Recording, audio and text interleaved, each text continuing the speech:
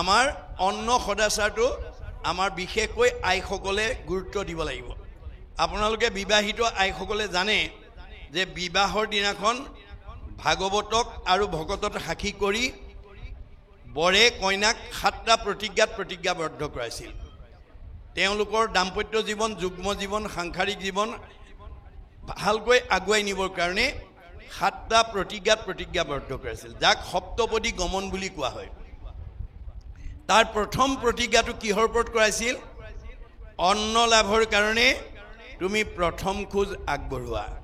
এতিয়া আইগৰাকীয়ে কৈছিল, আজিৰ পৰা ধন ধান অন্ন ব্যঞ্জন আদি মোৰ অধীন হ'ব, সেই অৰ্থে মই প্ৰথম খোজ আগবঢ়াইছোঁ বুলি সোঁ ভৰিখন উত্তৰ দিশলৈ এখোজ আগবঢ়াইছিল। 7টা প্ৰতিজ্ঞাৰ ভিতৰত অন্নৰ ওপৰত কিয় প্ৰাধান্য দিছে, অগ্ৰাধিকাৰ দিছিল? আমাৰ শাস্ত্ৰত কৈছে যে বিবাহিত কন্যাগৰাকীয়ে পৰৱৰ্তী সময়ত স্বামীকে প্ৰমুখ্য কৰি ঘৰৰ পৰিয়ালবৰ্গ, আলহী অতিথি, ভকত বৈষ্ণৱক অন্ন আদি খাদ্যবস্তু প্ৰস্তুত কৰি খুৱাব। আইগৰাকীয়ে প্ৰস্তুত কৰি খোৱা দ্ৰব্যৰ পৰা আমাৰ প্ৰত্যেকৰ শৰীৰত 7 ধাতুৰ সৃষ্টি হ'ব। অন্ন খালে প্ৰথমতে ৰস, ৰসৰ পৰা তেজ, তেজৰ পৰা মাংস, মাংসৰ পৰা মেদ, মেদৰ পৰা হাড়, হাড়ৰ পৰা মজ্জা, মজ্জাৰ পৰা শুক্ৰ, শুক্ৰৰ পৰা সন্তান হ'ব। অন্ন শুদ্ধ হ'লে ব্ৰহ্ম শুদ্ধ হ'ব, আৰু ব্ৰহ্ম শুদ্ধ হ'লেহে সতী সন্তান শুদ্ধ হ'ব। এতিয়া আমাৰ আইসকলে অন্ন শুদ্ধ কৰিবৰ কাৰণে কেনেকৈ ৰন্ধন কৰিব লাগিব? আমাৰ গীতা ভাগৱতত উল্লেখ আছে, জলপুষ্প ফলমূল খাদ্যদ্ৰব্যযত অন্ন আদি কৰি সবে অৰ্পিব কৃষ্ণত, সবে কৃষ্ণত পৰ জানিবা নিশ্চয়, অৰ্পণা নভলে কিছু ফল নধৰয়। আমাৰ ৰান্ধিবলৈ নিয়া চাউল মুঠি ধোৱাৰ আগতে এমুঠি চাউল হাতত তুলি লৈ গুৰুদেৱ নাম ভকতত লাগিবৰ্থে বা ভগৱন্তত লাগিবৰ্থে অৰ্পণ কৰা হ'ল কৃষ্ণ। এই বুলি আমাৰ প্ৰত্যেক সংঘ, অনাসংঘ, বামুণীয়া, কীৰ্তনীয়া, সত্ৰ সমাজ বুলি কথা নাই। গৃহস্থী মাত্ৰেই আইসকলে অন্ন তৈয়াৰ কৰোঁতে এমুঠি চাউল ঈশ্বৰত অৰ্পণ কৰি লৈ বাকীখিনি ভক্তিভাৱে ধুই সুন্দৰকৈ বনাব লাগিব। আৰু খাবলৈ দিওঁতেও কৃষ্ণ মন্ত্ৰ উচ্চাৰণ কৰি দিব লাগিব।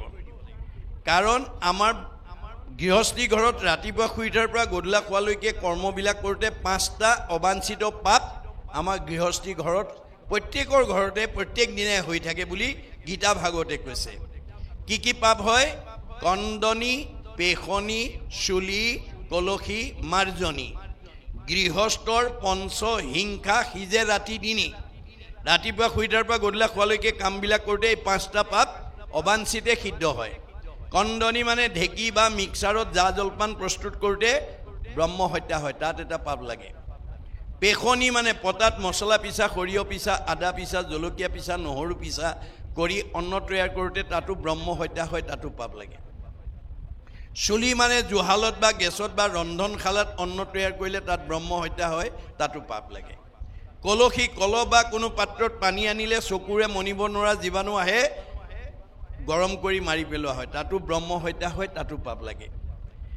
মাৰ্জনী, ঠাইঘৰ সাৰোঁতে মচোঁতে সূতা বাঢ়নি জাৰুত লাগি চকুৰে মনিব নোৱাৰা পোক পৰুৱা মৰে, হাতেৰে মচি আনোতে মনিব নোৱাৰা পোক পৰুৱা মৰে, তাতো ব্ৰহ্ম হত্যা হয়, তাতো পাপ লাগে। তাৰ দুখে গৃহবাসী স্বৰ্গকো নাযায়।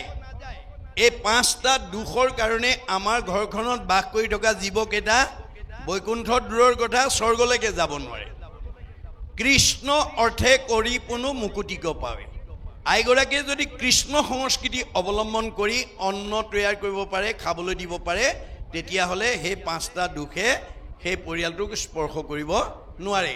কাৰণ হৰিনাম হুতাসন, পাপ সুখান বন, খনে কতে দহি কৰে চন। কৃষ্ণ বুলি চাউল মুঠি থোৱাৰ লগে লগে কৃষ্ণ নাম জুইৰ লগত তুলনা কৰিছে। শুকান বনত জুই লাগিলে যেনেকৈ তৎক্ষণাৎ পুৰি নাইকিয়া হৈ যায়, আইগৰাকী মুখৰ কৃষ্ণ শব্দটোৱে সেই সময়লৈকে হোৱা পঞ্চশুনা পাপবিলাক পুৰি পেলায়। খাবলৈ দিওঁতেও কৃষ্ণ মন্ত্ৰ দিব লাগে। কৃষ্ণ খাওক বুলি নোকোৱাকৈ যদি ধুনীয়াকৈ ৰন্ধন প্ৰকৰণ কৰি খাওক বুলি কৈ থৈ আহে, তেতিয়া সেইটো দ্ৰব্য অপবিত্ৰ হয়। কৃষ্ণ মন্ত্ৰহীন দ্ৰব্য মতি তাৰ দুষ্টা। অন্ন জল সুৰাতাৰ কুকুৰৰ বিস্তা আমাৰ পদ্ম মানে পুৰাণ পাতাল খণ্ডত এই কথা কৈছে আইগৰাকীয়ে যিকোনো খোৱা বস্তু দিওঁতে কৃষ্ণ খাওক বুলি ক'ব লাগে কৃষ্ণ শব্দটো কোৱাৰ লগে লগে পাপবিলাক নাইকিয়া হৈ যায় কৃষ্ণ খাওক বুলি নোকোৱাকৈ দিয়া দ্ৰব্যটো প্ৰদূষণযুক্ত হৈ থাকে পঞ্চখুনা পাপ তাত লাগি থাকে যিমান ধুনীয়াকৈ বনাওক সি কুকুৰৰ বিস্তা তুল্য উপবৃত্ত বুলি কৈছে কুকুৰৰ বিস্তাৰ লগত কিয় তুলনা কৰিছে গৰুৰ গোবৰুৱাই খায় কুকুৰৰ বিস্তা একোৱেই নাখায় এতিয়া আইসকলে এই ক্ষেত্ৰত সজাগ হ'ব লাগিব আপোনালোকে কাৰোবাক দেখুৱাবৰ কাৰণে কিবা নহয় আপোনালোকে থওঁতে এদিন টেকেলিটো ভৰ্তি হৈ যাব সেই চাউলটো আপুনি বিক্ৰী কৰি তাৰ পইচাটো হয় আপোনাৰ ঘৰৰ কিবা গুৰুগৃহ বা কোনো ভাল কামত বা গাঁৱৰ অনুষ্ঠান প্ৰতিষ্ঠানলৈ আপুনি আগবঢ়াই দিব বা দুখীয়া কোনো মগনীয়াক আপুনি সহায় কৰিব তাতো আপোনাৰ পুণ্য হ'ব গতিকে আপোনাৰ দুই ফালৰ পৰা পুণ্যৰ আমি অৰ্জন কৰিব পাৰোঁ এই নীতি আদৰ্শৰে আমাৰ আইসকলে মানে অন্ন সদাচাৰটো ৰাখিব লাগিব